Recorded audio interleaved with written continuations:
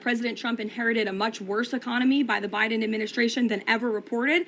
And it also proves that the Federal Reserve is holding our monetary policy far too restrictive.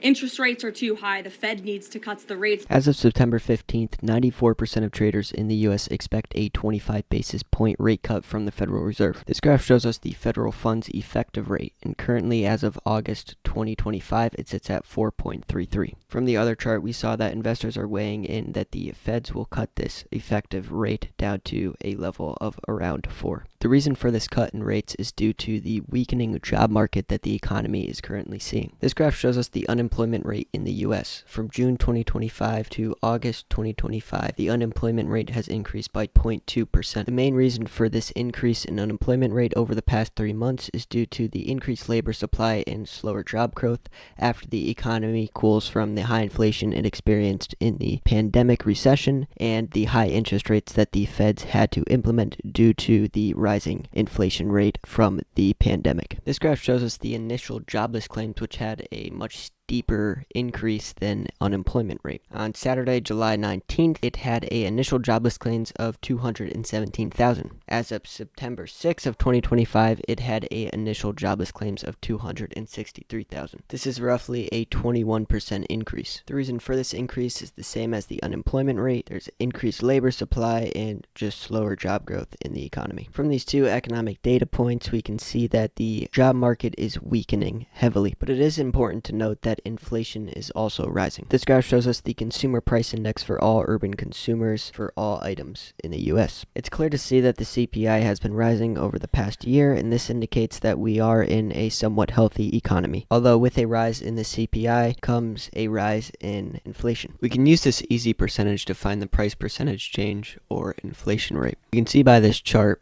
that the price percentage change or non-adjusted inflation rate has been increasing from March 2025 to August 2025, primarily due to tariffs and the rising concern that it had on price increases for companies in the U.S. Now, when the non-adjusted inflation rate or adjusted inflation rate increases in the U.S., the Feds will step in and use monetary policy to increase the interest rate to combat this problem. In this case, the Feds just see that the weakening job market is a lot worse of a problem than this slight increase in inflation rate. With the other traders in the U.S., I full-heartedly believe that the Fed will cut the interest rate due to the weakening job market. Now, what will this do to the stock market, or just a more specific, broader index, the S&P 500? Now, usually stocks do tend to go up when the Feds cut the interest rate because there's lower rates, which reduce the borrowing costs and encourage businesses to invest more and consumers to spend more and invest their money in financial markets. In the case of the weakening job market, this decrease in interest rate will actually encourage a business to invest more and consumers to spend more, so the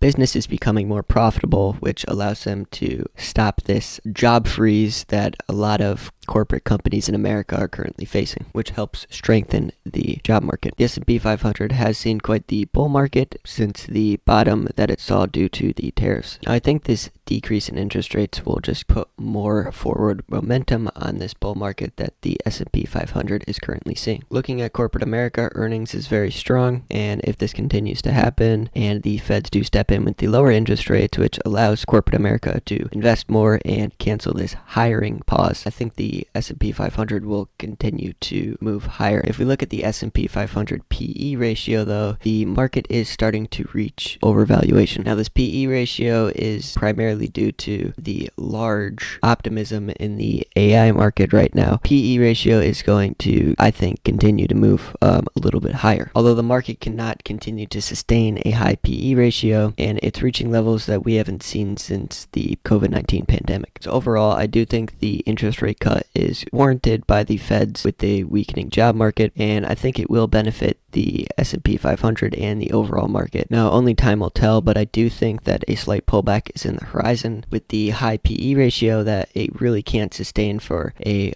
long period of time. As a value investor, though, it is increasingly hard in today's market to find undervalued stock. I think that it's not a bad idea to invest some of your money in the S&P 500 or some of these broader market ETFs, although like I said, I do think a pullback is on the horizon because of this high PE ratio. I hope you guys enjoyed this week's episode. I hope you learned something new.